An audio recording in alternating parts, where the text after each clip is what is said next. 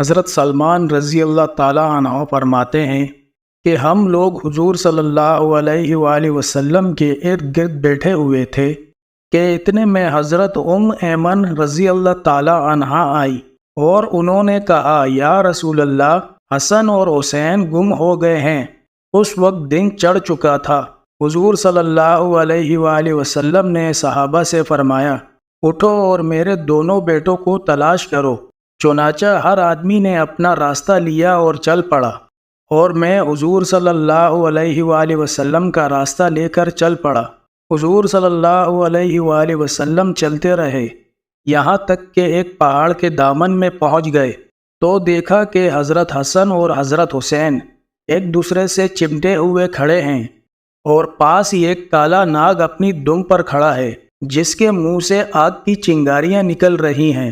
غالباً اللہ نے ناگ بھیجا تھا کہ بچوں کو آگے جانے سے روکے۔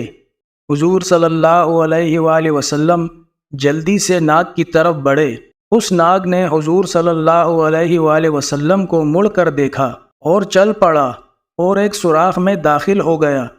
پھر حضور صلی اللہ علیہ وآلہ وسلم ان دونوں کے پاس گئے اور دونوں کو ایک دوسرے سے جدا کیا اور دونوں کے چہروں پر ہاتھ پھیرا اور فرمایا، میرے ماں باپ تم دونوں پر قربان ہو، تم دونوں اللہ کے ہاں کتنے قابل احترام ہو۔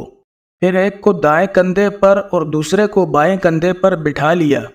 میں نے کہا، تم دونوں کو خوشخبری ہو کہ تمہاری سواری بہت ہی عمدہ ہے۔ حضور صلی اللہ علیہ وآلہ وسلم نے فرمایا، یہ دونوں بہت عمدہ سوار ہیں اور ان کے والدین دونوں سے بہتر ہیں۔